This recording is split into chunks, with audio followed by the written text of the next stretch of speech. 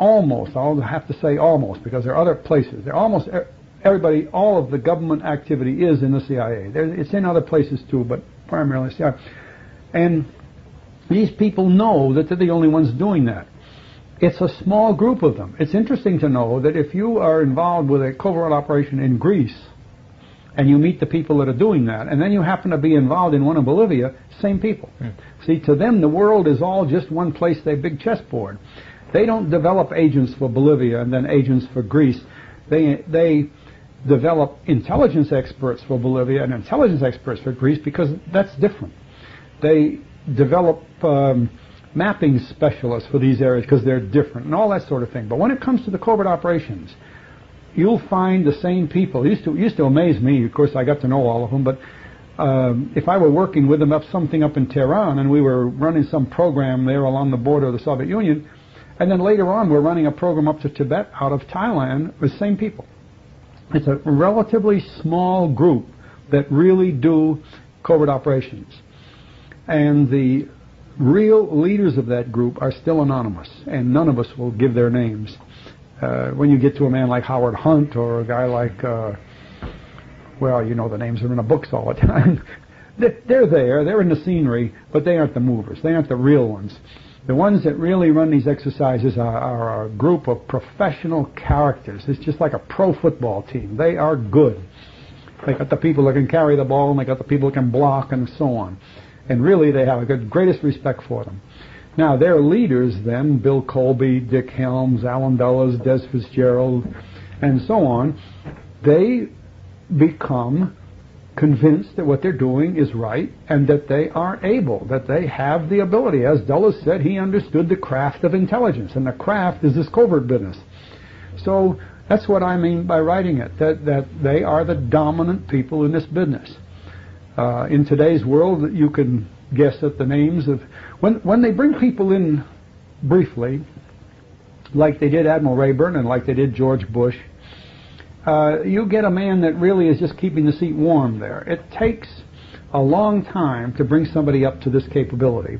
The key ones, of course, are Dulles, but Dick Helms. Dick Helms was a very effective person in charge of covert operations.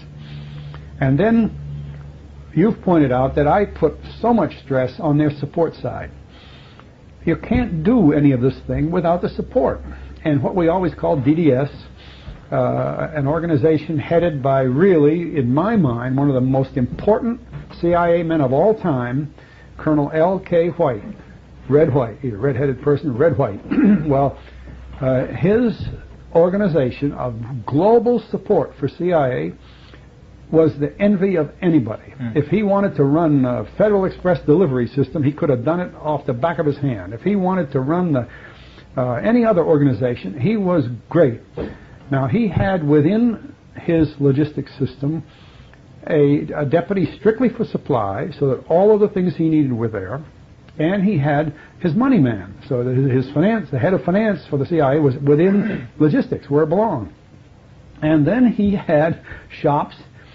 For instance, they call TSS. This is where they would take equipment that the Army might call rather far out, and then go further themselves, you see, and develop all these spy gadgets, you know, that you see in the magazines and books, and even better. I had the enormous respect for the capability of the DDS area under L.K. White. Little incident, every CIA man traveling around the world always goes in a code name. And I forget some of them, but whenever Des Fitzgerald or Dick Helms or somebody would travel, they'd use a code name.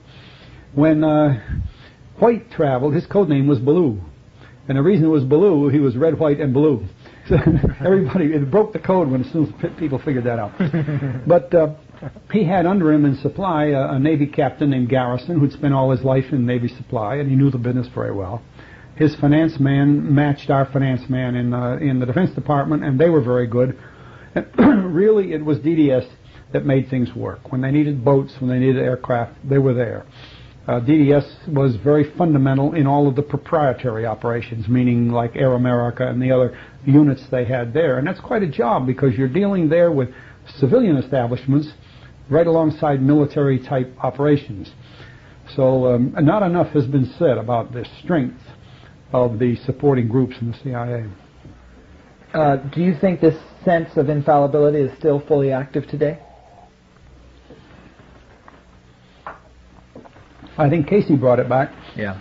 I don't know about since Casey, but you could see it with Casey. I think Casey figured he could have done anything. You know, like, what was it, Atlas? Give him a big enough lever and he'll lift the world. Well, I think Casey felt that way. I think Casey was the nearest to Dulles of any they've had. And is that in part perhaps because he was from that original OSS core group under Donovan along with Dulles and Helms? That could have something to do with it. It's the man. It's the type of person. See. Indomitable. Yeah. You know, Alan Dulles, for all his... he slipped around his offices in slippers because his feet, he was born with a clubfoot and his feet hurt him. But other than that, nothing ever shocked him. You know, he was just able to do things. It's kind of strange because otherwise he seemed like a little college professor, kind of meek and mild. But you charge him with doing something and he's going to do it. Yeah. Just he's going to do it. Mentioning from above this, some organization is given the authority to develop and control all foreign secret intelligence. Define for us the term secret intelligence. A lot of people have trouble with that. Secret operations, of course, are clandestine activities. So we divide the two. And secret intelligence is when you have to use spies, bribery, threats, murder, assassinations, in order to gain intelligence. See, in order to gain information or to protect information. The secret intelligence is very special intelligence you aren't going to get any other way. And it's just a division of the intelligence sector. And it served its purpose for Dulles because he would say, look, if you're charging us with collecting intelligence, which of course the law didn't do, but he put it that way, then of course, in order to do it sometimes, we have to do these other things which are covert operations. And he kept pushing from secret intelligence into covert operations. It was a springboard for him. And so he was always talking about secret intelligence as though that was the most important kind of intelligence. And then he was talking about covert operations so that he could get his secret intelligence. It was a kind of a professional tactic of his to get... But in the vernacular, secret intelligence is what the Navy calls black intelligence. It's you have to use spies, you have to use bribery, really inside intelligence. This essence of the ability of the secret team to exist at all in terms of this team or organization being able to first develop and control all foreign secret intelligence, and second, being able to then have full and unfettered access to the last authority to brief him on this controlled information. Comment just on this completely control of the entire system that enables the secret team to function. It's a good thing that you picked that up. It's more important than most people have any idea, if they even know about it, they have any idea about it. Every single day, intelligence is collected from all around the world by all of our intelligence capacity, whether it comes from the Treasury Department or the CIA or where. During the night, that is carefully boiled down to the essence of the intelligence of the day. Partly because it completes the intelligence of yesterday, and partly because something new comes in. And every once in a while, some more or less academic approach to open up a subject that needs to be described because it's very important. The agency has been given the responsibility of doing that evaluation and then the collation of all this, and finally the presentation to the President. Okay. It's a terrific job they do. And if you get used to seeing Walter Cronkite on TV every night, you know, you think you're seeing the essence of the world news. Well, you've seen nothing until you've seen this secret intelligence report that is delivered every morning to the President. It's beyond even anybody's belief. It is so good. It is so important. The agency used to have a man named Kemp that was just astounding for this business, and some of their best men do this work. Well, it's done during the night, so that by about 7:45, if I'm right, maybe 7:15, anyway, right around 8 o'clock in the morning, a pre-brief is given in the Pentagon, way down in the basement, the double basement of the Pentagon, in a big audience room there for about 50 cleared people. That doesn't mean they're all there that day, maybe 35 or 40, but there are only 50 people in the entire Pentagon, 35,000 people that are cleared to hear this pre-brief. And the pre-brief is the dry run. It's all the briefers of that day and all of their material, and it lasts maybe half an hour. And they make this briefing for the Secretary of Defense and the Chairman of the Joint Chiefs of Staff and the others. They all hear this same brief that day, and then they leap into their cars, go to the White House, and brief the President. That's why it's called a pre-brief. And the President hears this entire briefing. Well, as you can see, that's a very formative thing. For instance, the Cabinet officers hear that briefing. The President hears it. The Chairman of the Joint Chiefs of Staff hears it. During the day, that becomes their agenda. Because let's just say something comes up during that day that involves Tehran, immediately they get all the Tehran experts on that subject. And what makes Washington run that day, whether people realize it or not, comes down from that pre-brief through the Cabinet officers, through the top people. The Cabinet picks up his phone as soon as he gets back to the office, and he says, "Hey, Charlie, get into this for me right away. I want everything you've got on that." And the next man, and then go back and they tell the Navy, "Do this," the Air Force, "You do this," because the pre-brief is saying what's going on this day all over the world. The newspapers don't even begin to get into the depth of this brief. And then you begin to realize that to a considerable extent, the briefing of the President every day and the pre-brief system provide the government with its agenda every day. And it's repeated the next day, and it's repeated the next day, you see, so that the government moves along this line, because as we said before, when you use intelligence to run your activities, you are reacting. Right. You see, you are responding. You're on the defensive team on a football game. You're not on the offensive team. And it is the power of this pre-brief every day from the intelligence inputs that has been leading our government since the 40s and has created a system of government that is not what government is supposed to be. Right. Government should be leadership, you see. Just like I was talking about the Defense Department. We have a Defense Department. We don't have a War Department. It is so different. And that's why I say that the pre-brief, as given daily by the intelligence community, and usually the DCI is right there, and the way Alan Dulles preempted this role, well, it actually began with Beadle Smith, that he preempted this role and then moved intelligence right into the White House and began to lead the government every single day. It has an enormous impact on what we might call the political life of the United States, whether we realize it or not. Now, another thing, a working president has how many hours a day? 16? If you take up one of his hours in the morning, you've taken up 1/16 of the time of the most important man in the world. And the intelligence community has created a situation by which they preempt that time, and he can't get loose from it. He's there. Now, I don't know if Reagan went there every day, but you see the system's there every day. It doesn't matter who's there in person, really. I think that we have not considered the enormous importance of intelligence as the guide for our government and what our government does, and the fact that it runs on reaction, and then the classic idea of government where the leader's up on a white horse, follow me. You know, he's leading and he's taking the government down the road. We talk about Mr. Bush's first 100 days of leadership. Well, I would imagine Mr. Bush hasn't missed one of these briefings, and I imagine that he's told his people, get on with that and do this. But you see, he's perfectly willing to accept, because he was a DCI. He's the first DCI to ever be president. This is the way he sees government to run. And he's not ever going to lead. Plus the fact he doesn't have any money in his checking account. But this is a very important subject. And this has been going on. Now, I went to these briefings for years. And I must tell you, they charge you up something awful. You come out of that thing after hearing everything that's going on, everything from satellite photos, you get the global weather conditions, you get everything that's going on during the day in that pre-brief. And that's powerful stuff.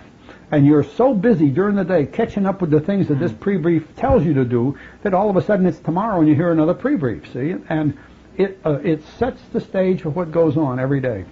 If you haven't been involved in it at that point where you hear it and get the motivation, it's very hard to experience the impact that has on our government structure. I don't know what the government of England and France and Japan and in Moscow are doing, but it wouldn't surprise me any that they're doing the same thing. Yeah. Did you attend these pre-briefs? Every day. I see. Every day. I was one of, I think, 52 people, as I remember, that had the clearance to go. And in my work, there were many times when I was one of the briefers, so that I was involved both ways. But your pre-brief, would you participate then in going over to the White House afterwards? No. No. Well, if you're the briefer, you do. But in my activities, the chairman would go, or somebody like that. No, I don't think I ever went to the White House to brief. In fact, by the time it gets to going to the White House, the group is cut down to the chairman, the DCI, and maybe one or two others. By that time, you're down to Cronkite. You're down to the last talk. That's the way it should be. It's the thing just goes right down to an apex until you're talking to the president. See, and it's a very important briefing at that point. Very distilled. Yeah.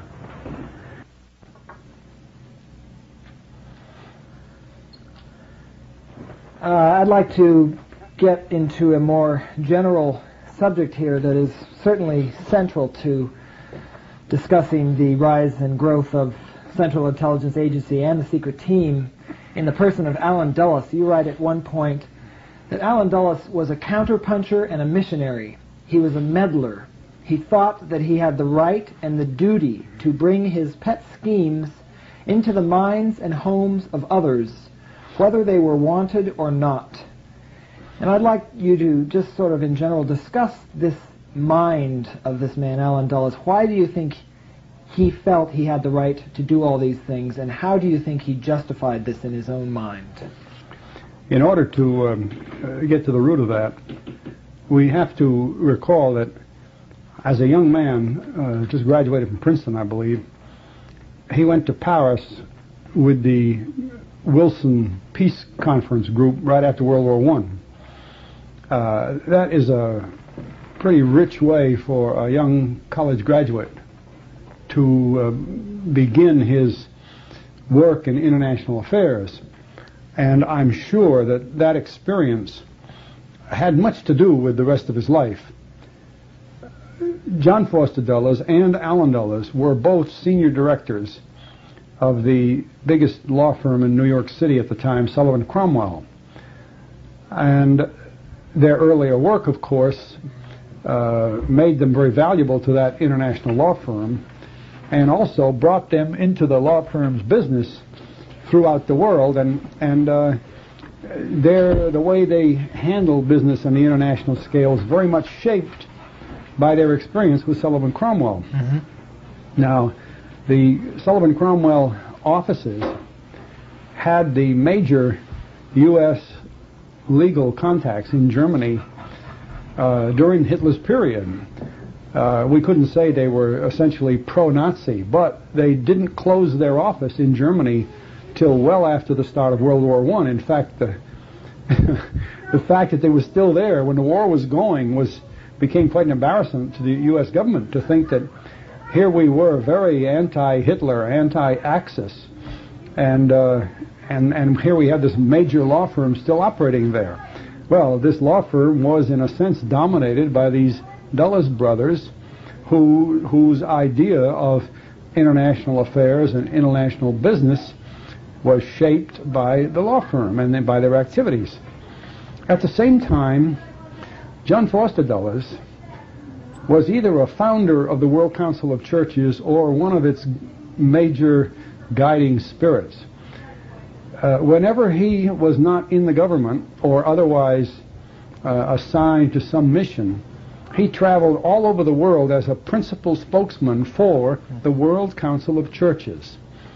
Now, I make no brief for the Dulles view of the churches or even of their religion. It was rather, I think it was Episcopalian really, but I'm not sure. But this was the platform upon which the Dulles brothers spoke many, many times around the world. And in that sense, they turned their political views, their financial views, their diplomatic views into an essentially missionary spirit. They felt that wherever they went, they were bringing the word of the United States, the word of capitalism, what have you, around the world with them. This was very true in the period right after World War II, and may have had something to do with Truman's selection of Allen Dulles to study the intelligence agency, because if anyone was accustomed to international affairs, intelligence activities, covert activity, because of his OSS experience, Allen Dulles certainly was. And you put these all together, and regardless of the individual himself or his family relationships, which were strong, of course, because both his brother and sister were strong in the State Department, you produce a person called Allen Dulles, who is a missionary, a diplomat, a financier, a lawyer, a really unusual individual for this period. Then you bring him into the government as the director of the Central Intelligence Organization of the country, and he calls upon all this background. Well, from my experience with him, which for 7 or 8 years was rather considerable, you could feel this power in the man, that this was the way he worked. And he felt that he had a perfect right to preach capitalism as he saw it, or anti-communism, that's a big word, as he saw it, throughout the world. And it was people like Allen Dulles who really created the North-South confrontation, you know, or and East-West between communism, but the North-South with the third world countries. And either they should shape up with us or they were them. You know, there's no black in the middle, no area in the middle where they could ignore. There were no neutrals. Remember back in the old days when India tried very hard to be a neutral country and just wouldn't permit them. They had to be communist, they had to be capitalist, either way. Well, this is the nature of Dulles. And when you worked with him, there was nothing. It was either communism or the West, and you can't describe precisely these things, but it's in all the literature since World War II. It's in all of everything we were doing, and the agency was motivated along those lines, and especially as you saw Dulles move into these things that we were talking about, that's through his ability to control the morning briefings, guiding the government along this reactive channel. Because when Dulles became the director of Central Intelligence, one of the first things he did in the agency was to abolish the DDA. We've talked about the DDS, the support and the logistics. We've talked about DDP, the clandestine operation. And of course DDI was the Deputy Director of Intelligence, which is the ordinary intelligence business. But it had a DDA. DDA was administration, planning, management. He abolished that. He saw no use for it. You see? If he saw no use for management, planning, administration, that role in the agency, then you can see that what he was going to do is let his eyes and ears, his intelligence area, his covert area, find things to do and then do something. So he would react to things. And with that system that he applied, he brought it into the government so that the first thing you know, after several years, the government itself was becoming a government of reaction. And this is the one thing about having a CIA in a government like ours that makes it very dominant. It assumes the title without even trying, because it's easy to correspond to reacting. You know, if you get punched, you punch back. That's easy. This is Mr. Dulles in a nutshell. And his shadow, having fallen over the government for so many years, has created a government which does react rather than become dynamic. And I think that this is very true in the last decade of our government, if nothing else. And I think it is this straitjacket that Kennedy was trying to remove from the office of the presidency. Mm-hmm. And I think Kennedy was definitely making moves to rid the government from this reactive motivation. Of course, he fired Dulles. That's one first step. After he initially, as soon as he was elected, said he would take him on, but he didn't see yet what would happen until something like the Bay of Pigs came along. Yeah. To make him wary of that. Well, and I think Kennedy, having a great confidence in his own ability to handle things, realized that he didn't have to fight the 10 rounds of the championship bout all at once. He'd take them in order. And I think he lined up the campaign that he saw through his first 4 years as a chance to begin to really take over the government in his name and in what he wanted to do, and in his latter 4 years make moves that would set history for many, many years. And of course, as a lot of people have pointed out, he had Bobby in the wings and Teddy in the wings and then their children in the wings. They would have had Kennedys for years. At least that's a light way to look at it. But Kennedy, I think, rebelled against this business of the reaction to things. He wanted to do some things. And this, of course, put him in direct conflict with Allen Dulles and with the CIA and with that method of operation, which really dated back to Walter Beetle Smith, too. Walter Beetle Smith is the one who started the pre-briefing, so we must not say that this was truly Dulles' origin. This is important for historians. They should go back a little further and see that Walter Beetle Smith, who was Eisenhower's closest confidant during World War II, who left that job to become ambassador to the Soviet Union, which is quite an unusual assignment, and then came directly from being the ambassador in the Soviet Union to be the director of Central Intelligence, should not be overlooked for the enormous role that he played. And then he stepped down from being the DCI to be the deputy to John Foster Dulles, so that Allen Dulles could move into the slot in the DCI. I would not say that the Dulles brothers formed all this themselves. I would say that Walter Beetle Smith and his associates, including Eisenhower, had a lot to do with this. Even though it was Truman in 1950 who recalled Beetle Smith from Moscow to take over the CIA once there was this hue and cry in the country about how we'd been caught with our pants down in Korea when the invasion happened, and we were... That's true, and I think that is a part of the greater problem of how the whole country, how the whole world rolled over from the alliances of World War II into the Cold War, World War III, Cold War, of being anti-communist, and Pavlovian anti-communist, unreasonable anti-communism. Everything that we didn't like was anti-communist right away. Anything the Soviets did was against the West, and to create that direct opposition right out of the ashes of World War II, and for what most people would say are very unreasonable reasons. Nothing that they had done in Moscow that changed things. They had been our allies, and all of a sudden we're opposed to them. So, but what I want to do is I don't want to leave with anyone the idea that this began solely with Dulles. Dulles perfected it, of course, and Dulles was the epitome of the person that fit that role. But he was not the first man. Beetle Smith was ahead of him. We've discussed this briefly before as far as your office being transferred in either late 61 or early 62 from the Office of Special Operations being transferred out of the Office of the Secretary of Defense and into the Office of the Joint Chiefs of Staff.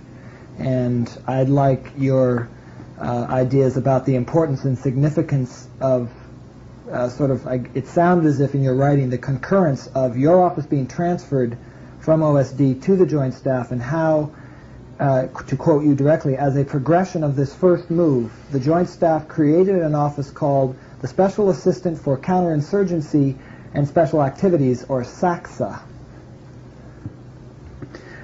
That's a good way to put the question. You see, as we discussed earlier, there had been in the Office of the Secretary of Defense, ever since its establishment in 1947-48, under Secretary Forrestal, an Office of Special Operations. And that office was there to take the directives from NSC that had to do with covert operations and translate them into Defense Department work and a relationship with the CIA. Well, when Kennedy was elected, General Erskine had been working on a long study as to whether or not it would be wise to establish in the defense establishment a defense intelligence agency. It was quite apparent that although the CIA existed, it did not emphasize intelligence gathering adequately for the intelligence careerists and professionals in the military, and that they felt that a common defense establishment, DIA, would improve the military intelligence area, and in many ways also counterbalance CIA for their own benefits. And General Erskine is the one who wrote that study. When that study was concluded after Kennedy's inauguration, and I believe almost on the day of the Bay of Pigs exercise, if I remember the date, it seemed to me it came in almost at the identical day, it was approved by McNamara shortly after the general had given it to him. And General Erskine, who had then been in the Pentagon for more years than any other assistant to the secretary had ever been there, retired from his office. The question for McNamara then was, should he retain OSO as it had been and try to put another man in there, or should he divide it into other functions?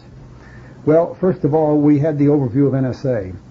And in the technical world that had developed in those latter years with satellites and U-2s and SR-71s and all that, much of that work had moved over into what we call DDR&E, the Deputy of Defense for Research and Engineering. So they moved that responsibility into DDR&E. That took one big role from there. Another function in the Office of Secretary of Defense that had moved up was ISA, International Security Agency.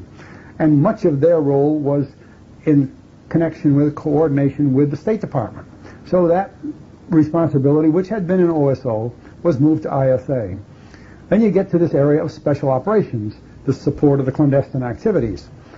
And really, the work that was required took place in the services. But the three services had always been running each office independently. As I ran mine in the Air Force, there was an Army counterpart and a Navy counterpart. And although we worked together frequently, it was more or less an ad hoc arrangement. We worked together like for the Bay of Pigs because we had to, it was necessity. But we didn't work together on policy matters or on budget matters, which is so important. So I was called in by General Wheeler, who at that time was the director of the Joint Staff. This is a couple of years before he became the chairman of the Joint Chiefs of Staff, and asked what I thought about bringing the special operations function into the JCS. And of course immediately approved it because I saw the rest of the OSO office go. In fact, they had gone, and I was about the only thing left there with a functional job but with no title. My boss had gone.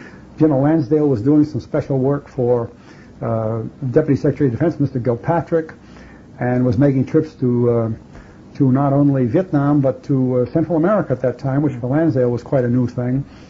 And I told General Wheeler that I thought it would be really a fine move to set up special operations under the chairman of the Joint Chiefs of Staff and to create an office that would unify the work of the Army, the Navy, and the Air Force, and of course including the Marine Corps. General Wheeler agreed with that and arranged a meeting with Mr. McNamara. I don't think the idea originated with General Wheeler. I think he had been asked to look into it. He agreed after we had talked together, and we went up to see Mr. McNamara. Mr. McNamara said, I will take care of getting the increase in the manning allotments for the Joint Chiefs of Staff, which were limited to 400, sufficient to create this office, and you can go ahead and set up the office. So I moved from the physical area of the Secretary of Defense downstairs to the JCS area. An Army officer was assigned to my office along with one or two staff, and a Navy officer along with one or two staff. We had probably 8 or 10 people. And we established the Special Operations branch of what became SACSA. Now, the SACSA development was very interesting. There had nothing had existed in the Joint Staff like that before. This was a special assistant to the chairman of the Joint Chiefs of Staff for counterinsurgency and special activities, two roles that are not traditionally prime military roles, but during the Vietnam era they became extremely important. Well, this creation brought with it another very important office that you hear little about, and that's the office that handles deception. Deception is a very important type of special operation.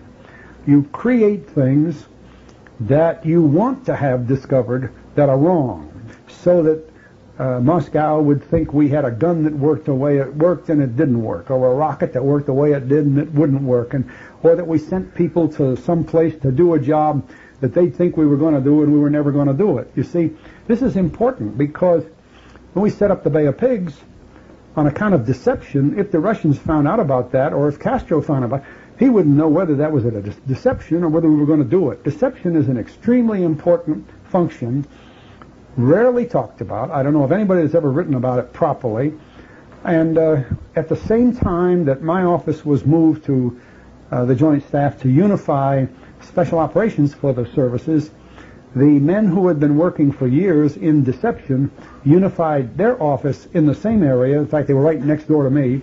And we used to work together quite a bit because it was important that we do that, to have deception effective throughout the military services. This left the basic function called counterinsurgency, and that developed from the Special Forces, from the Green Berets, and from that doctrine. And it was a move by the military to get into an area that the CIA had more or less made a pretty strong move into, especially in Laos and Vietnam. And the other side, the special activities part of SACSA, was simply to cover, just like saying, and so forth, to cover anything else that was coming up. In these transfers, they very interestingly started with an Army general, and General Craig, who stayed only about a month or two in the job as chief of SACSA.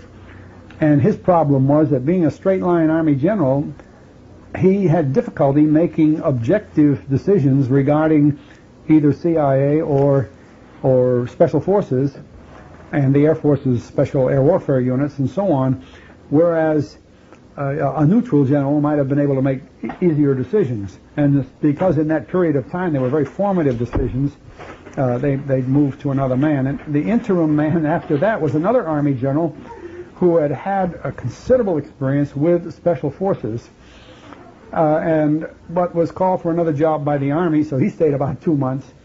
Finally, they brought in a Marine Major General, Victor Krulak. Krulak was ideal. He had no biases with respect to that. He was straight Marine Corps, and as far as he was concerned, Special Forces, Special Air Warfare, the Navy SEAL teams, all of that, CIA's work and everything. He said, that's just an offshoot of the Marine Corps, so I know all about that stuff. And he was good. He was all right. What was new to him was the deception work and the special operations work, and we worked closely together for years, and it developed pretty well. The counterinsurgency role has been identified with Kennedy. I think the better way to read it would be that the counterinsurgency role was coming into the Defense Department from the CIA. It was either a matter of they get into it or the CIA was going to overwhelm them, and that it bloomed during the Kennedy period. Pretty good proof of that is that although the Special Forces Center at Fort Bragg is called the Kennedy Center, it actually had its inaugural first class during the Eisenhower period. In fact, it was Mr. Douglas, Deputy Secretary of Defense, who went down there to inaugurate the school and the first classes, and I was down there, so I know the date for sure. And the Kennedy Center was not really the Kennedy Center. It was earlier than that, which shows that counterinsurgency and that kind of thing did not begin with Kennedy. It began before Kennedy. Right. You mentioned further on, the important thing to understand is that the much heralded office of SACSA had very few military responsibilities. It was almost entirely CIA-oriented.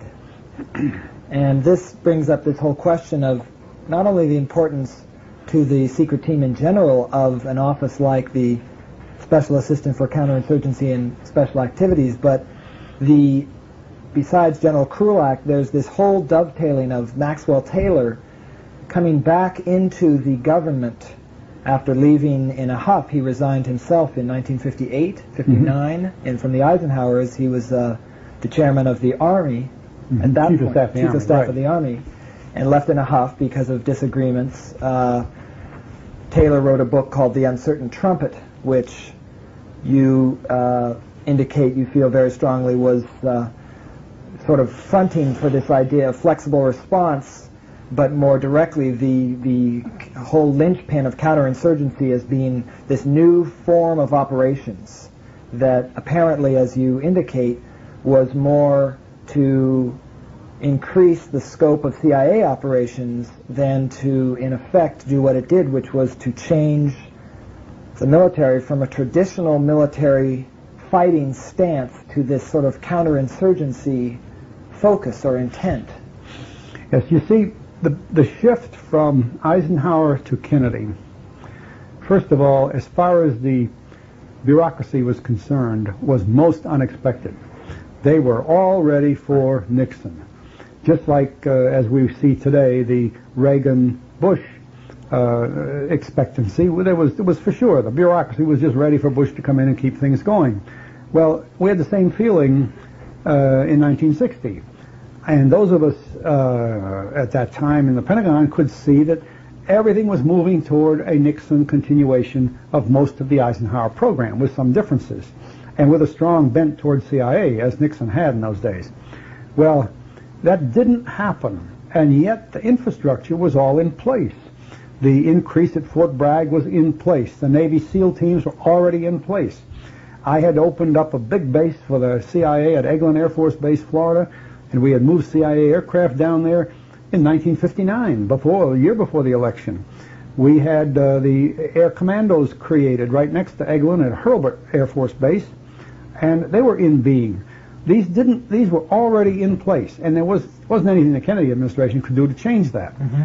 Well, since they were in place, then there had to be some top echelon to govern or to direct their activities. And although SACSA was not a command situation, what SACSA did was provide the Joint Chiefs of Staff with the information necessary so they would understand the functional employment, or they would be able to make use of the functional employment of these rather large organizations which were in being. With the arrival of Kennedy, the first thing that had to be out of the way was this Bay of Pigs operation, and we've discussed that. After the Bay of Pigs, he asked General Taylor to make a review of the Bay of Pigs, and write him what he thought his administration should know about that kind of operation. The Taylor letter, and I must emphasize that every word of that letter had the approval of the other members of his group, meaning Allen Dulles, Admiral Burke, and Bobby Kennedy. Bobby Kennedy, most importantly.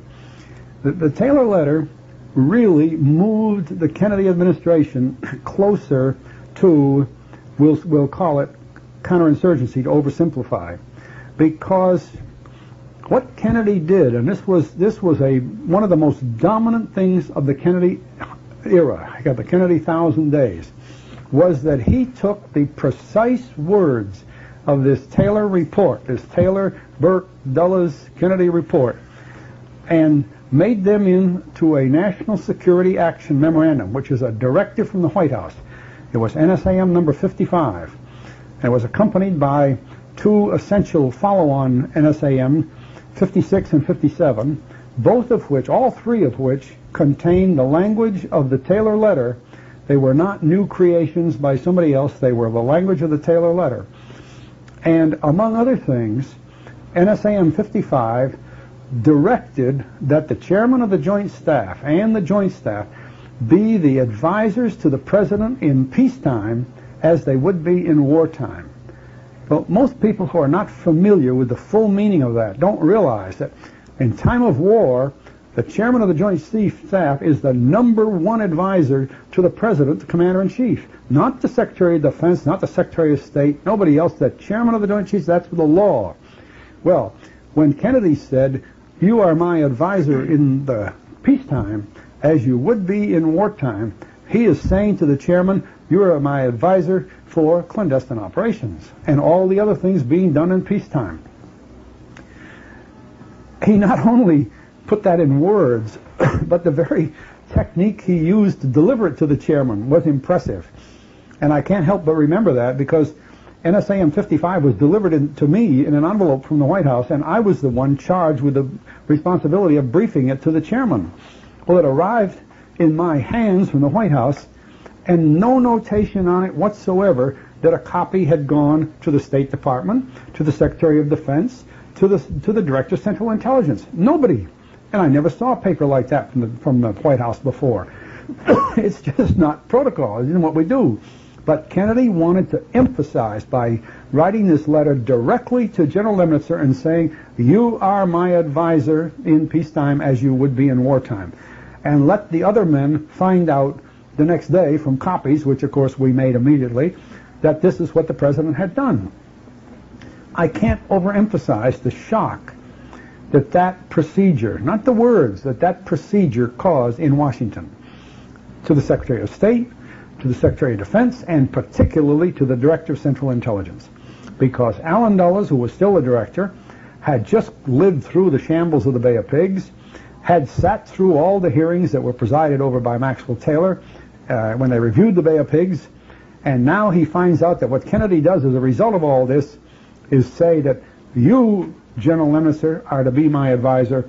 In other words, I'm not going to depend on Allen Dulles and the CIA. Historians have glossed over that or don't know about it. That NSAM was more important in the Kennedy legacy than anything else except the assassination. It said more about Kennedy's plans for the government of the United States than anything else he assigned his name to, at least until NSAM 263 in October 63. This is where the Kennedy administration put their print on what they intended to do with clandestine operations. It didn't work exactly as he intended it because of some of the people involved. General Lemnitzer was not a cold warrior. And after I had briefed General Lemnitzer, he said, Prouty, put that in the file. We'll think about it. He was not about to put that up on a pennant and march around the city with it. He was not going to be the government's cold warrior. But he would if he was asked. He would, as he had always been. But he did not fit the role of the cold warrior. The next thing was that his replacement as chairman of the Joint Chiefs of Staff was Maxwell Taylor, the man that wrote this thing. So here was Maxwell Taylor writing NSAM 55, the president approving NSAM, putting his name on it and making it a White House directive, and then that directive sitting in the office with Maxwell Taylor now in the job that he intended to create for himself. Therefore, the Maxwell Taylor review of the Bay of Pigs problem became the Mein Kampf of the Maxwell Taylor era in the Joint Chiefs of Staff. You see, just like the Jackson, Correa, Dulles report of 1949 being the Mein Kampf of the CIA. And anyone who studies Kennedy's role leading up to Vietnam and as far into Vietnam as he went before he died must keep in mind that he's the one that said the chairman of the Joint Chiefs of Staff was to be his advisor in Cold War. Now, of course, being an advisor in Cold War is not exactly the equal of being a commander in a Cold War, but it's pretty clearly built on that idea. This was a major change, at least in the way things have been going during the Eisenhower-Dulles era, as we moved into the Kennedy and McCone era. McCone replaced Allen Dulles within a few months. Bissell was released, General Cabell was released, and they started off with a new group of people in CIA. I cannot emphasize more how important NSAM 55 was in the Kennedy 1,000 days, and also how important it is to realize that most people have omitted it completely in their studies of the Kennedy legacy. It gives a completely different view of Kennedy's objective. Several people have printed that Kennedy told Mansfield, among others, that he was going to break the agency into 1,000 pieces. He had already broken it. You see, with NSAM 55, he had already told Allen Dulles, I don't need you as my advisor. See? That's pretty explicit. Mm-hmm. People need to think about that because that was important. And that's where the SACSA organization came in, ready-made, with people who had a lot of experience. For instance, my Navy assistant in my office had been one of the founders of the Navy SEAL team. And the Army assistant, well, among others, was Al Haig, and people like that. They were not just people brought in casually. They were experienced people. And without delay, the Army work at Fort Bragg began to increase into the predominant number of Green Berets that we saw later in the Vietnam War. So we're dealing with a period here that was most interesting, of much of this moving forward like a glacier, with the Bay of Pigs to sort of sharpen Kennedy's attention, And then his action right away to take over control, I'm not going to have another Bay of Pigs, you see, and he puts the JCS in charge of Cold War activity and removes the CIA from them. He already removed them. Pretty important. Now, there's one problem, and Kennedy knew that, or found it out. Maxwell Taylor was not exactly his hip pocket Cold Warrior. Maxwell Taylor had prior understandings with CIA, and it was his own characteristic that he wanted to be dominant in that field himself. You might almost say he visualized himself operating in somewhat the way Allen Dulles had, or another way to put it was he was not your model military man at that time. In fact, as a personal comment on that, a Lemnitzer JCS meeting was a friendly, efficient, well-managed meeting with a thorough discussion of each subject. A Maxwell Taylor JCS meeting was quiet. Taylor delivered the subject, and there was almost no discussion. He said, "Any more on that, gentlemen?" "No." Next subject. It was just like a meeting in a funeral parlor. It's hard to understand exactly what that meant, but for those of us sitting in the second row and listening to the chiefs, after we had spent so many years listening to them under Lemnitzer, you could see that Maxwell Taylor did not represent the ideal or the representative military man at that time. So what Kennedy may have hoped to achieve in this part of his time may not have been successful because of the individuals involved. Taylor was not the right man to do that. And you know, he moved Taylor out of that job not long after that and made him ambassador to Vietnam, which is a kind of an unusual assignment for a man he never even knew before 1961. But this all gets pretty complex. But this era can't be studied enough if anyone wants to understand the Kennedy legacy.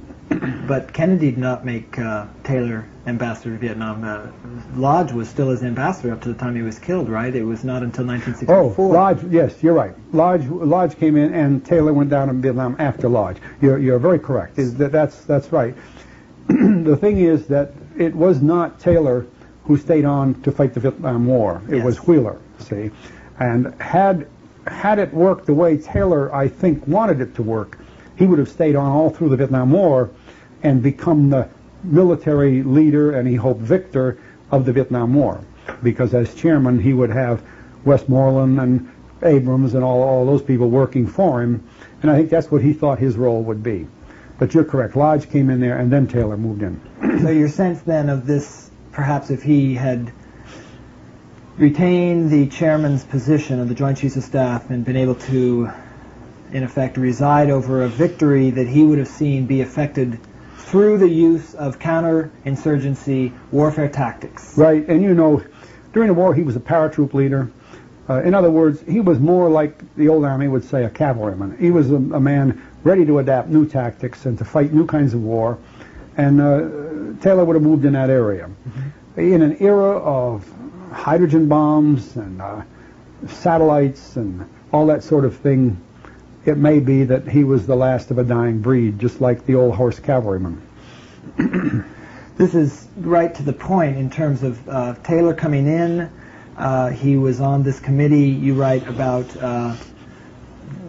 Allen Dulles' role in the committee set up by Kennedy, Dulles arranging for witnesses who would provide background briefings of the new agency drift into counterinsurgency. The broad plan for counterinsurgency as a marriage of the CIA and of the U.S. Army had been laid down during the months of the Eisenhower administration. It remained for its proponents, mostly men of the ST, to sell it to the Kennedy team. And then you write, throughout this complex process, his, Allen Dulles', primary target for conversion to the CIA was General Maxwell Taylor. Here was the right man at the right time for Allen Dulles' exploitation and for use of the ST. And we've described then Taylor coming in and perhaps having his own ideas and hopes or ambitions for how he could move up.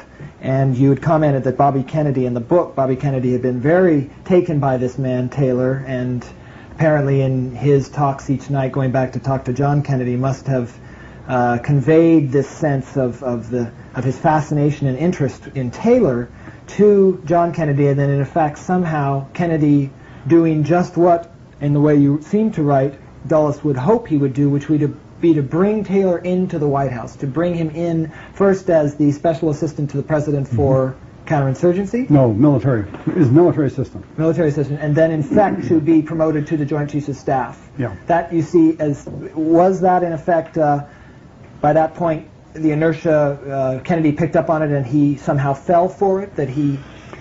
Not quietly in that view. Remember all the things we've talked about this transition period, which was an absolutely remarkable transition period. You remember Eisenhower had been there for 8 years, and we had followed World War II, so that it was a long period of everything going in one direction. And then Kennedy was, of course, a much different focus in the government. Right. Now, what was accomplished here is by putting Dulles and Admiral Burke and General Taylor and Bobby Kennedy together in one room. Whether Jack Kennedy knew what he had done or whether he lucked into it, I don't know. But it could not have been a better group. I don't mean by that they were homogenous. In fact, they were opponents on almost every score. But this worked all right for Kennedy. His mind, and of course with Bobby there, could assimilate this, even though they were assimilating a lot of things they had no experience with. They didn't have this kind of military experience, especially Bobby didn't. And Jack's experience was limited to certain activities in World War II. But years and years of congressional experience, which I think people have discounted. People have forgotten that Jack Kennedy had been in Washington as a member of Congress, both a representative and a senator, right up until his election. So he knew all of these things. But he was hearing them now by the experts. And by putting Allen Dulles on this committee, here's one of the things that happened. Dulles was the only man who could make up the witness list. So I had worked with these people for years, and they were meeting, the committee was meeting only about 2 doors down the hall from me in the JCS area, and a lot of these witnesses would come in and sit in my office and have a cup of coffee until they were called into the room. There's a little narrow hallways down there. There's no windows outside. I don't know if you've ever been in the JCS area, but it's the pits. And you might think it's the finest area in Washington, but it isn't. Well, I began to notice the ones they were calling in there. And some of them had not worked on the Bay of Pigs. They were old-time Dulles implants from years back who might have had some peripheral job with the Bay of Pigs, but not basically. What they were doing, what the agency was doing, what Allen Dulles was doing, was using this opportunity of sitting there every day with Bobby Kennedy and every day with Maxwell Taylor to do some indoctrination. Mm-hmm. And it was heavy. If you read some of this report, you'll see that indoctrination went all the way back to his old Jackson, Correa, Dulles philosophy. He was planting it back in there. Well, he had a very willing hand in Maxwell Taylor. Taylor had gotten out of the government in a huff. Coming back in, he had a lot of retreading to do, had to make himself important there. And with this new group, the Kennedy group, it's a chance to move in, and he really did. Yeah. And he got intimate, friendly with Bobby Kennedy. In fact, as you know, one of Bobby's children is called Maxwell Taylor Kennedy. Bobby was really influenced by Taylor. Yeah. And Dulles was influencing Taylor from his side. And Arleigh Burke is a rather stoic individual who I'm quite sure did not join too much in the conversation, but probably just saw the sense of humor on the whole thing and just sat there. I know Arleigh Burke quite well. He's the finest CNO the Navy has ever had, and a very competent person in his own right. But he had no axe to grind in this committee. Well, as this thing progressed, it went longer than we ever expected because more people went in there, ushered in by Allen Dulles, because he saw that he was becoming effective in this business of indoctrinating Bobby Kennedy and Maxwell Taylor into the views of Allen Dulles and the CIA. So you see a little of that mixed up. But quite frankly, my own view, and I believe I inherit some of this from my boss, General Krulak, was that Bobby Kennedy saw both sides of this. He was not a neophyte either. And he kind of went along with some of this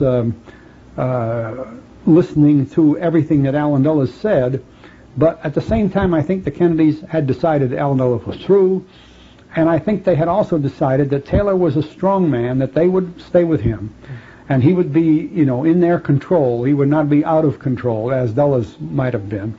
So they were perfectly willing to let this go together.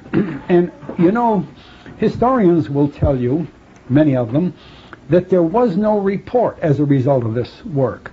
As a matter of fact, I myself researched for it. I tried to get it in my files. I mean, I had legitimate government files in those days, and I couldn't get it. I had NSAM 55, but I never realized that NSAM 55 was the report, verbatim.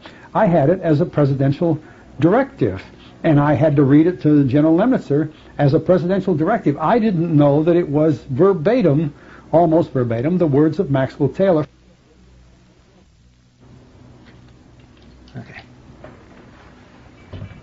Okay. The secrecy surrounding that report and other things to do with the Bay of Pigs was remarkable.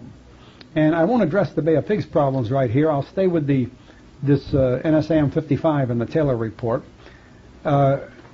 Even those of us working intimately, I know when I talked to the chiefs of staff, they asked me if I had any idea who had written NSAM 55 for the president. The president didn't write all his papers.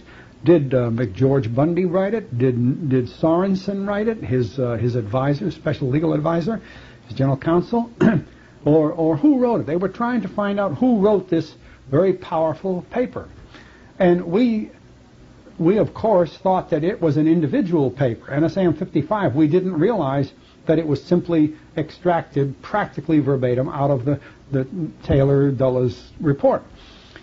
Years later, someone was researching some files in the Kennedy Library area and came across a box of letters from the Kennedy era that had been assembled by the GSA, the housekeeping department of the government. They were relatively nondescript. Some were stamped classified and all, but because of the years that passed, that didn't bother them. And a researcher connected with Harvard University sent me a copy of this Taylor letter and said, could I help them identify the letter and its significance? As I read the first paragraphs, I realized that this Taylor letter to the president was NSAM 55, or I recognized that this letter to the president was actually the report of the board. Well, in the intervening time, I had lunch with Admiral Burke in Washington one day, and I asked him, I said, Admiral, I was just down the hall from the hearings while you were running this review of the Bay of Pigs effort with Bobby Kennedy and Allen Dulles and Maxwell. I said, I have a hard time believing that there was no report as a result of your meetings all through that time. You had to make a report to President Kennedy. And we're good friends. And he looked at me and he smiled. And he said, Prouty, we didn't need to write a report to the president. He says, that little son of a bitch Bobby was there all the time. And he really made his point, because after all, if Bobby Kennedy's in the room, what do you have to tell Jack Kennedy, see? So I believed him. And years later, when I found this report that had been found in the bales of records that the GSA had assembled and had been not identified otherwise, here I found the same words. What they did is Arleigh Burke didn't lie to me about the report. He just didn't tell me that it wasn't a report. It was a letter. Well, we need to dwell on it because it was so important in the Kennedy era and in the Kennedy legacy. And it explained the role of the Kennedys, but it explained the role of Maxwell Taylor. Mm-hmm. And it explained how they intended to move into this area of the Cold War without an Allen Dulles and without the CIA in its unlawful role. Remember, we said there was no law that said the CIA should be in covert operations. Now, I don't need to make too much more of that, but the NSAM 56 and the NSAM 57 that accompanied this, but were distributed to the Secretary of Defense and the DCI and all the rest, were properly distributed, were very powerful documents also. So it wasn't just the one document that came down. It was a whole family of documents. They were all familiar to Taylor. They moved Taylor into being the chairman of the Joint Chiefs of Staff. And I thoroughly believe, and of course this took a while, the arguments over these things, the policy developments over how this would be done, carried on well in through the year 1962. And by 1963, when you might have expected these things to become operative, the president was killed. Right. And of course, in the Johnson administration, no one ever mentioned these things anymore. Mm-hmm. So there was so much security over these things and so much more publicity about the Bay of Pigs itself that few people have bothered to go back and look at these very dominant papers that reveal the intention of the Kennedy administration. It certainly would have gone in effect in a second 4-year term. Mm-hmm. There's a couple of spin-offs of this that have me very wondering where you, what you meant or the significance. One is you write about this post-mortem set of hearings. In terms of that, Allen Dulles knew that JFK and RFK had learned a lot from the Bay of Pigs, and he now knew where the Kennedys' Achilles tendon was, and he had hold of that vital spot. What did you mean by that vital spot? What were you speaking of? Well, let me explain something that is a rather practical matter here. I wrote my book in 1970. 71. I revised it in 71 after the release of the Pentagon Papers because I then had access to all of the Pentagon Papers material.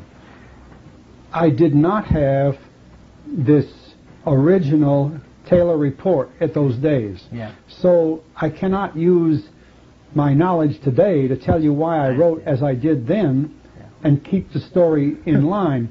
In those days, it was clear that the Kennedys were making this change, but we didn't have the evidence that showed that it was Maxwell Taylor himself who had done this. Yes. You see, had we known that, if I had known that when I briefed General Lemnitzer, you can imagine how explosive that would have been done. If I said, look, this is what Maxwell Taylor told Kennedy, and here's what we're going to do, you know, that would have been a hard thing to tell General Lemnitzer.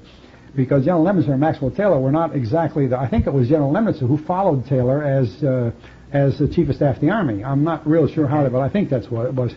And it wasn't that they weren't friends, it's just that they had great differences in their personality and in their methods of operation within the military. Yeah. Well, you cannot go back through the years and change things that are dyed in wool, because I wrote the book based on that information and I learned some of these things later. Okay.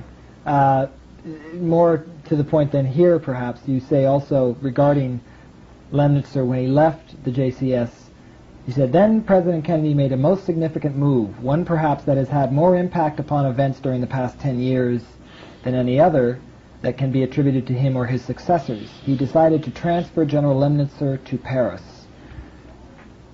What do you think his rationale was for that?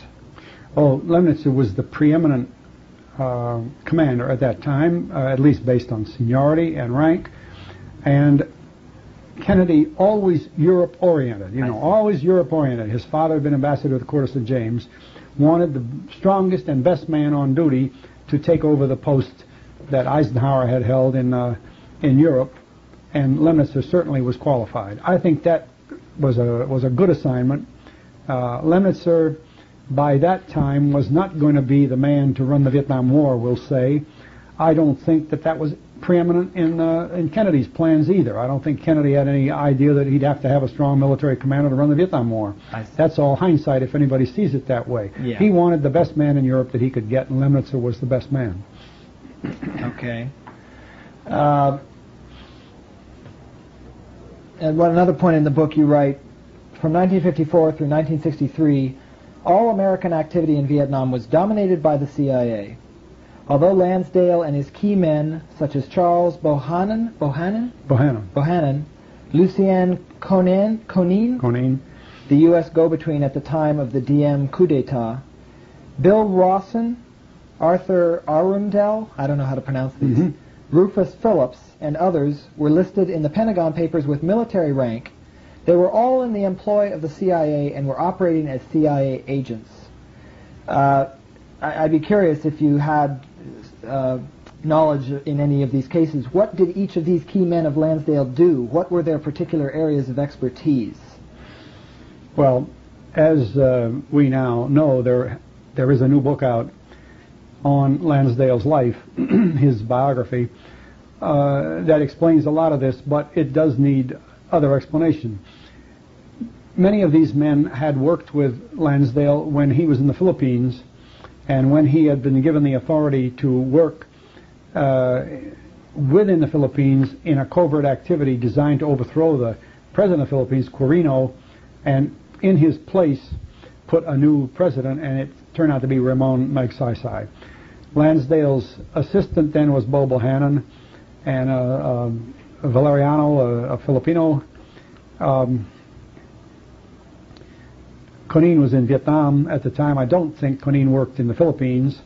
I used to work in the Philippines at the time and met many of these people that were involved. When Lansdale was assigned to Vietnam as chief of the Saigon military mission, then he pulled together many of his Philippine team, including Filipinos as well as Americans, and he brought into it Arthur Arundel, Rufus Phillips, and many others who were what we call psychological warfare technicians and other specialists for the role that Allen Dulles had assigned the Saigon military mission in Vietnam. We must remember that although it was known as the Saigon military mission, it was not a military mission, and most of its work was not done in Saigon. It was simply a cover arrangement that the agency had created in early 1954 as they prepared for the development of South Vietnam as an independent nation and for the introduction of Diem, Ngo Dinh Diem, as president of Vietnam.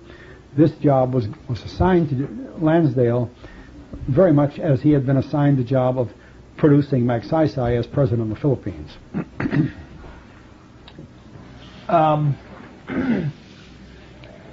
Do you think that Kennedy, or did Kennedy think that all these men were affiliated with the DOD instead of the CIA, or did you have any sense of that? Well, I think that we'll have to watch the years here. The years you're talking about, the 50s, Kennedy had nothing to do with it.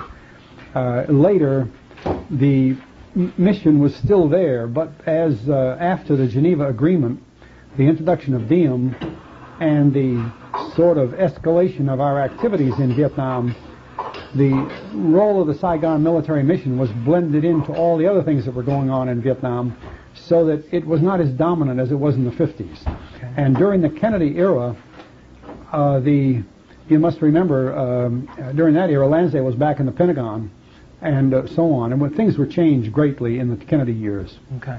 So it was not a contiguous or continuum That's right. of events. There's a great deal to discuss in all of this. I'd like to get into a couple of last key areas as I see them. One is the military assistance program. I'm going to quote briefly from something in the latter part of the book where you were describing a special presidential committee which had been formed early in 1959 to study training under the Mutual Security Program and to provide instruction to recipient countries in concepts or doctrine governing the employment of the military instrument in peace and in war. This committee was laying it right on the line that the government should be stepping into the mutual security program with military training, including the development of paramilitary capability in the recipient nations. The only way this could be carried out would be to mount clandestine operations in every country where this was to apply. By this period, the CIA knew that it was ready, equipped, and in a position to do this in any counterinsurgency list country, as it had been digging its way firmly into the MAP or Military Assistance Program, since the earliest days of the Greek and Turkish aid campaigns. Could you briefly just discuss the creation and background of the Military Assistance Program and how, over time, through CIA agents working within it and the agenda of overall attempted control by the agency of its reach and scope, recipient countries found themselves hostages to their own armies because of the domination of the ST agenda of combining the focus of political, social, and economic directives, all under a vast authority of our military, which set up these countries' own military-based governments. It's sort of a convoluted question. Well, in order to unravel all that, which is an enormous story, and it is very important, I first of all have to say that I printed the document that you're talking about from the White House. It was a White House document, a very long one, as an appendix to my book. And anyone seriously interested in that most important thing should turn to that, because I can't go through 20 or 30 pages here, and all of the things that it meant in detail. There, after World War II, there were a number of people in our government who believed that the way to stabilize any other country, especially those in the Third World, was through the strengthening of their army. And then they saw the army as being sort of a modifying influence in the government, so that no matter who was running the country, they'd more or less do what the army said. See, well, that's quite a concept, because it doesn't work that way, of course. Army puts up a dictator, and then they run the country themselves. But this was the idea. Yeah. And you might say it was the idea that Lansdale had when he brought Magsaysay to the top in the Philippines, because in doing that, what he and his agency supporters planned to do was to create an element within the Philippine Army that would sustain Magsaysay through several terms in office, hopefully using elections from one to the other, but using the Army to make sure the elections went right. You see, it's hard to describe it, but this is the way they were working. They were saying, look, if you create an army that is very stable, has no great ambitions, they're just keeping the country going, they'll take care of this sort of as a force in the middle. Or, what I found out later, they were all reading Mao Zedong's Little Red Book. They all believed that the army was a fish living in the water, and the water were the people. Mm-hmm. Well, that might work for Mao Zedong, but I'm not so sure it's going to work in Nicaragua or in Greece. Yeah. But they were writing this kind of document. The two authors of that paper you're referring to, one was General Stilwell and the other was General Lansdale, had become greatly enamored of the Little Red Book. I know when I worked with Lansdale, year in and year out in the same office, I'd hear him quote that darn thing. He could quote it no matter what situation we're talking about. He'd have some quotation from the Little Red Book. So you have to get into that context. But the other side of it was, you see, this had much to do with the CIA's philosophy that you react to events. Yes. Have your military out there in all these countries as military assistance program people. And then they're the eyes and ears in that country to see if things are going the way you want them to go, yeah. You see? So that's what they really meant, that the military assistance program is kind of a censor, kind of an intelligence organization telling you that things are all right in Greece and things are going fine in Peru, yeah. Or alerting you, if like they did in Indonesia. That's how they found out that they thought it was time for a rebellion in Indonesia, because the military assistance people told them so. Of course, it failed miserably. But we can't go through this in a few minutes, sure. But it is extremely important, and it is central to the philosophy of that era as applied by CIA and by CIA's close associates and allies, not only within the U.S. military, but in other military allied with them around the country, like the British, the Australians, the Canadians, and so on.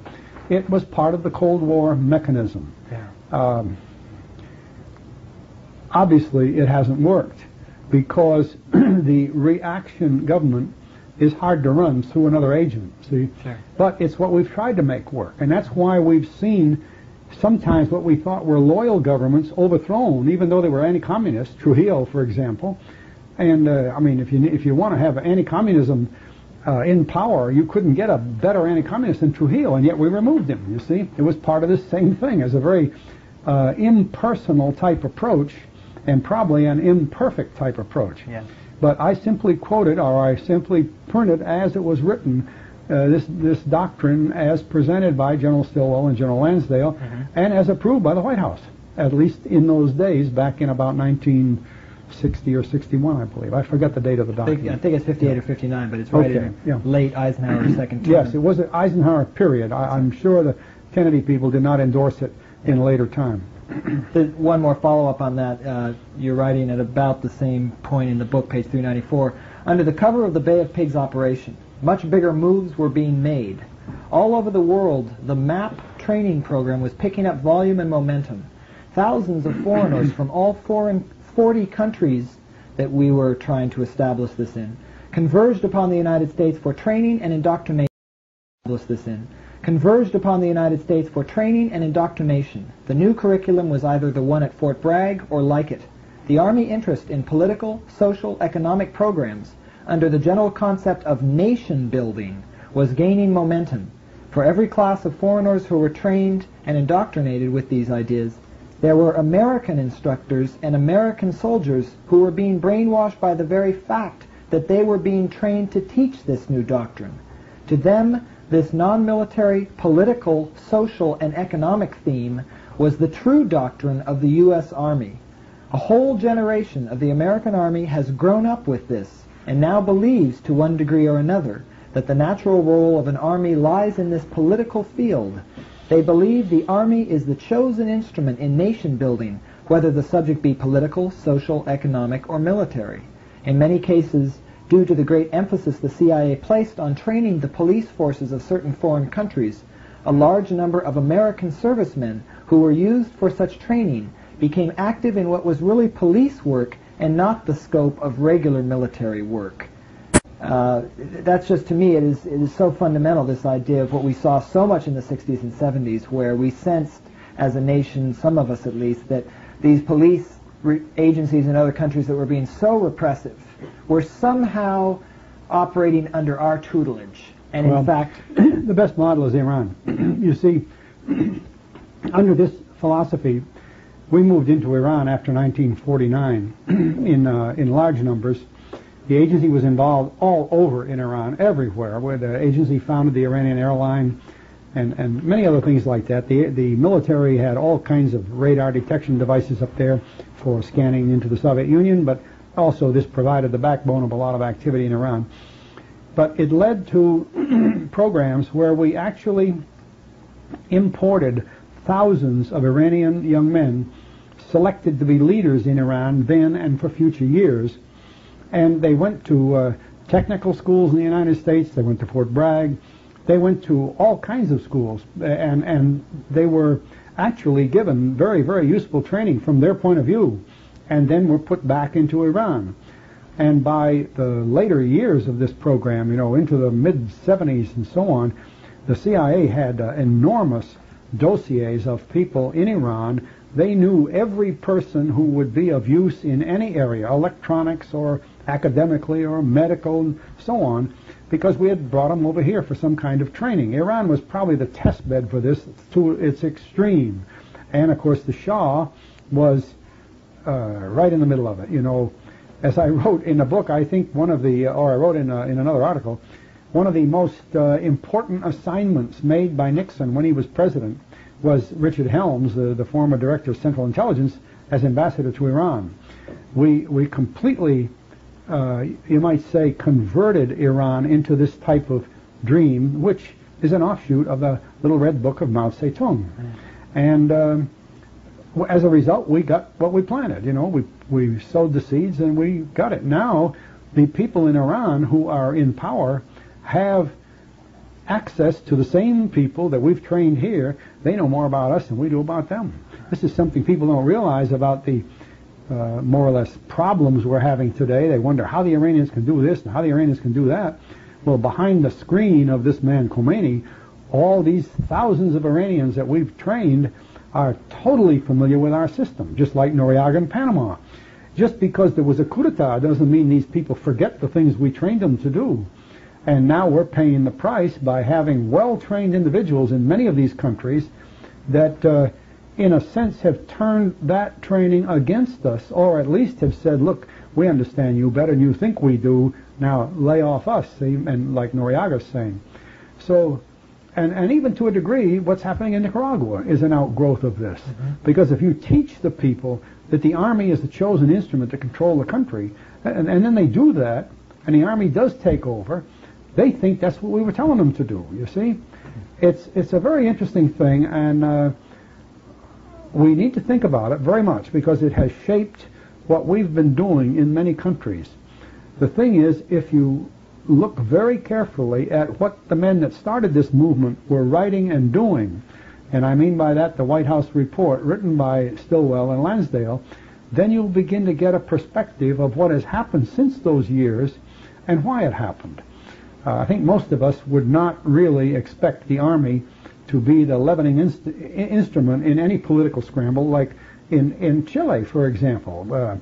Allende is elected by the people, and then he's killed by Pinochet. Which one should we really, as Americans, be supporting? Well, Pinochet is the man we trained. Allende, we say, my goodness, he's a communist, he's a socialist, so on. So we reap what we sowed when we get that sort of thing. And I think that's really what I'm trying to say in the book, that this is the way things were going in that era. I think this also shows you that when the Kennedy administration began to realize some of the things that were going on, how they had been going on, they began to make major changes. They began to stop some of these things.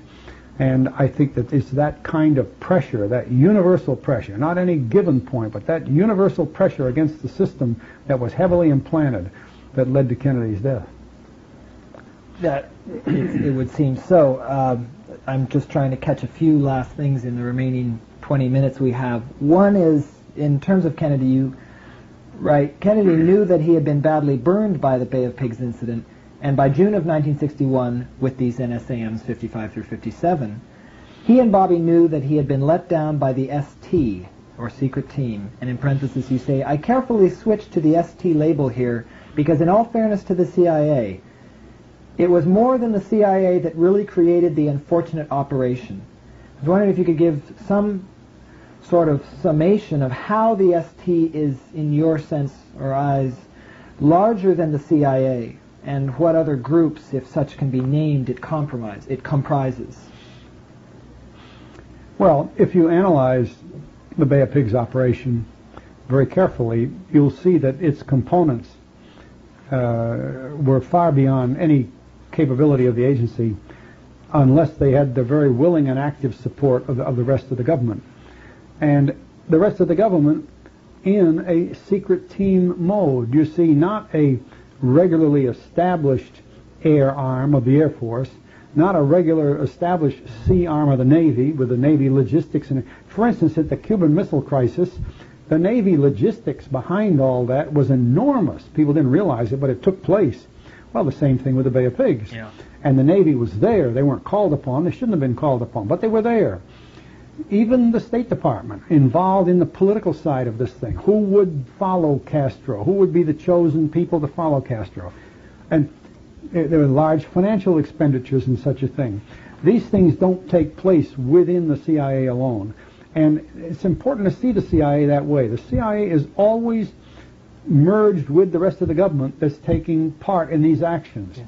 Well, because this was true over such a long period of time, there were people who were very familiar, well-trained with this kind of thing, and every time a covert activity came up, they were involved again. Well, this is the secret team. They can carry these out, and now with the Iran-Contra exposure, you can see that the secret team even bred the enterprise, people who were making money off this deal. It went beyond even getting the job done. They were doing it so good they had money to spare, see?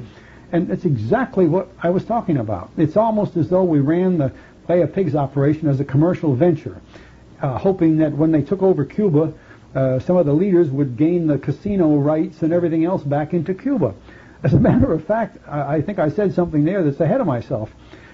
A broker called me from Washington a few days before the Bay of Pigs was planned to go and said, Colonel Prouty, he just happened to know me. He didn't know my job.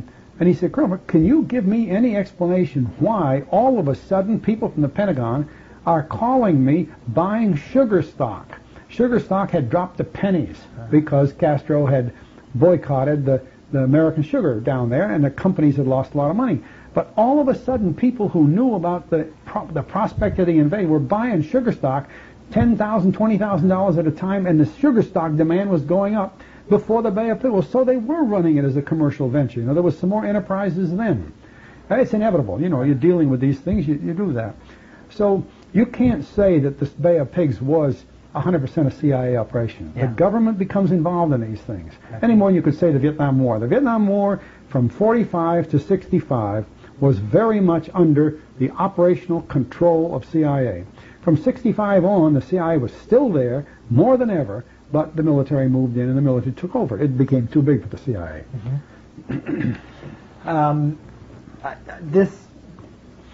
If you can, try to discuss to me this crippling and devastating contradiction that covert operations have to be deniable because the commander-in-chief must otherwise, if they are undeniable, accept responsibility for involvement, quote, in an illegal and traditionally unpardonable activity.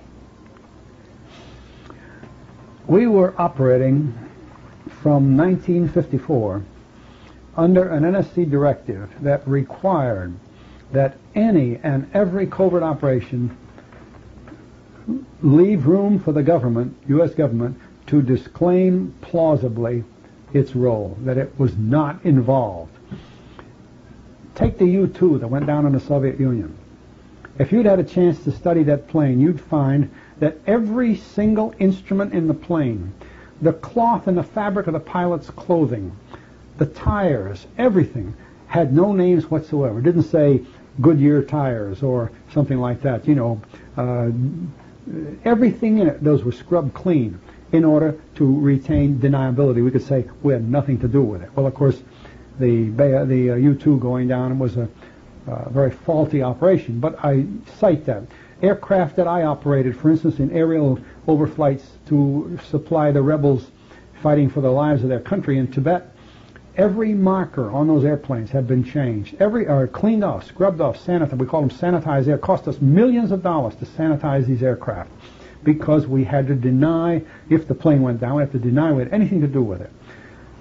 This is, in a sense, ridiculous because you can't do it. The type of planes we use were made in the United States and so on. No one else could build a plane well, like that. But a lot of people used them. See, we used 130 aircraft. They were used all over the world. It was effective in those things, but if you did get caught, they could quickly analyze who would be doing this, and it comes down to the United States or one or two others at the most. But that aspect of the deniability was required by NSC directive, and we spent millions of dollars trying to carry it out. However, once the operation gets above the bonfire stage, you can't hide it. You see, we used to know that when they tell us we're going to Indonesia with a covert operation, and right away they ask me for 42,000 rifles.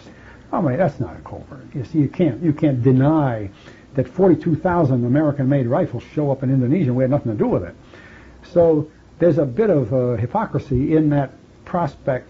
But in the early Eisenhower era, when that was written, they never intended operations to become large enough to be out of hand.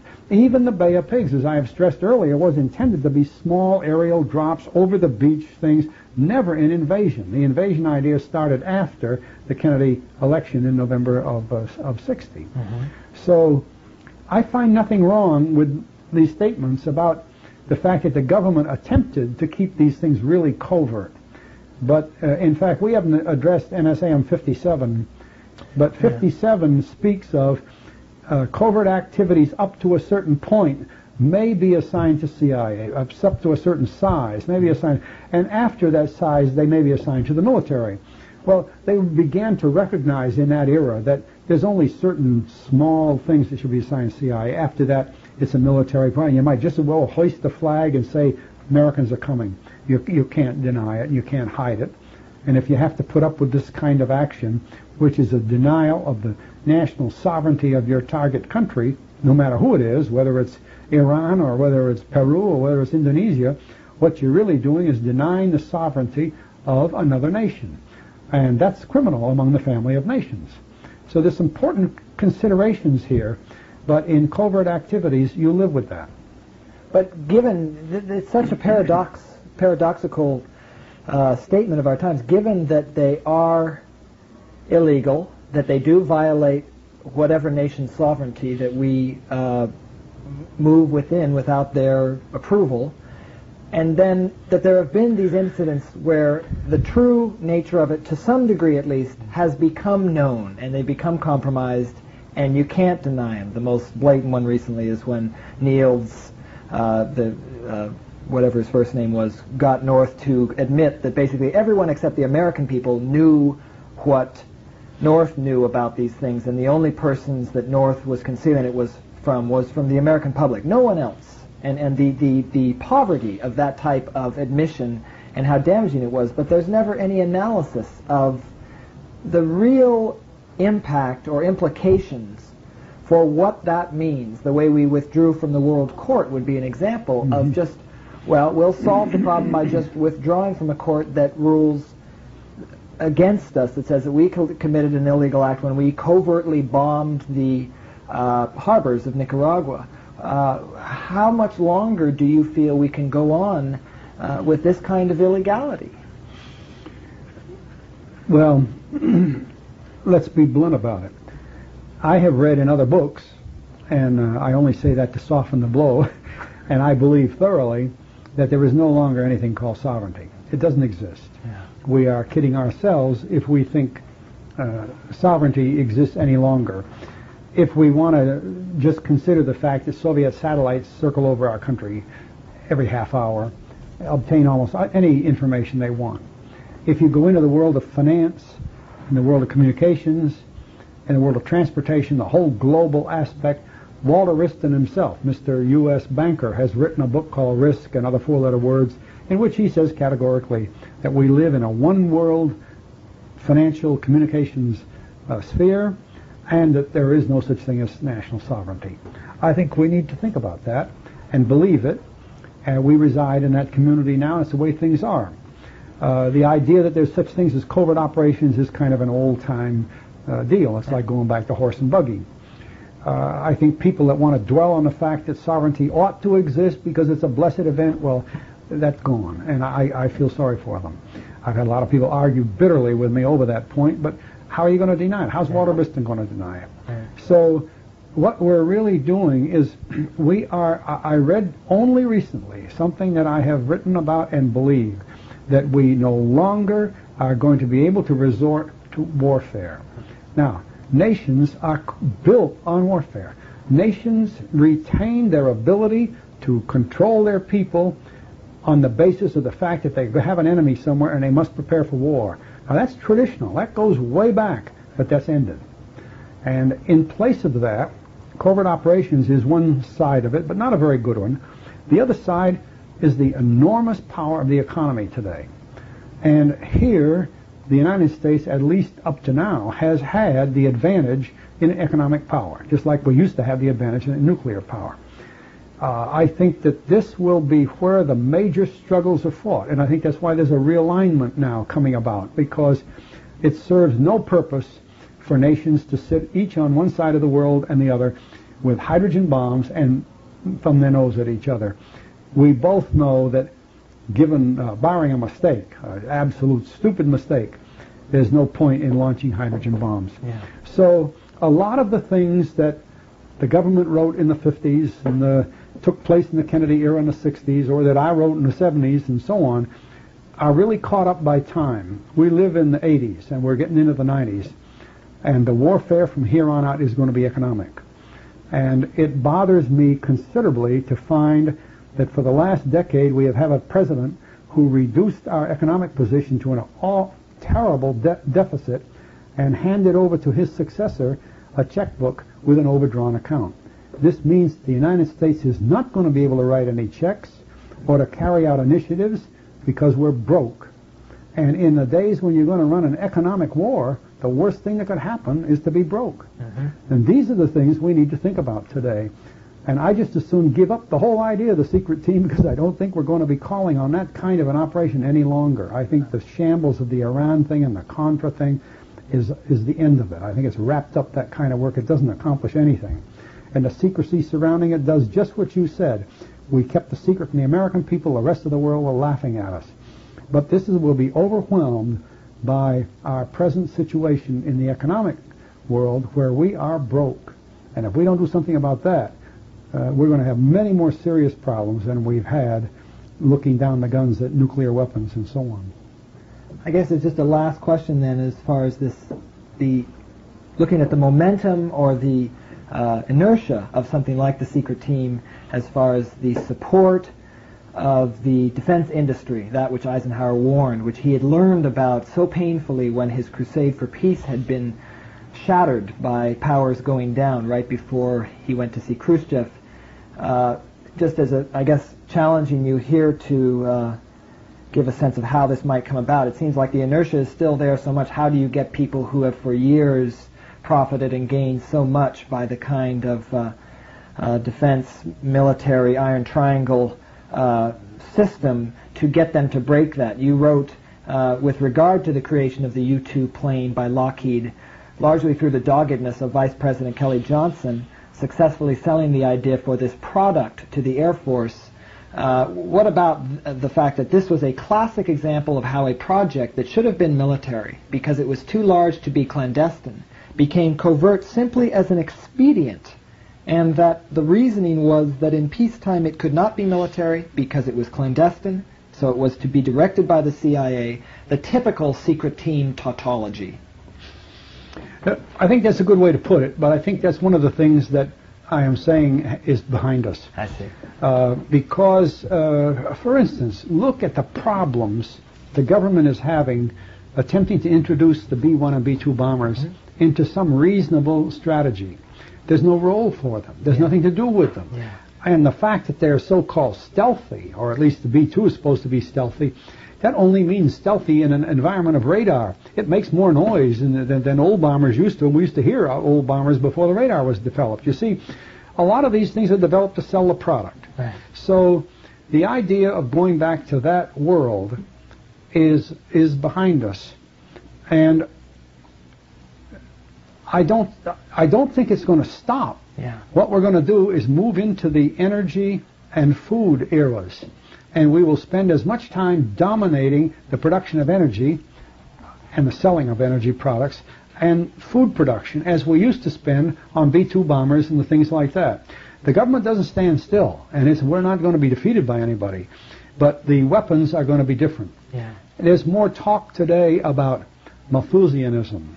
There's more talk today about biological warfare. And I think there's more talk today about mind control. These are weapons, again, but it's a different kind of war. So we can say that all of these things that were written in the 50s and the 60s certainly existed, but I don't see them replicated in the 90s and after the year 2000. But I think the big war will be over the energy supplies and over food supplies. And of course, energy supplies, that war started in 1973. The Arab oil embargo was given the same treatment that covert operations were. The only people that didn't know what was really going on in the Persian Gulf were the American people. We were just paying for it at the gas tank, but we didn't know why. Yeah. Well, these are very critical things, but that's going to be the future of this business. Yeah. Well, that's a good close-off on the secret team. Thank you.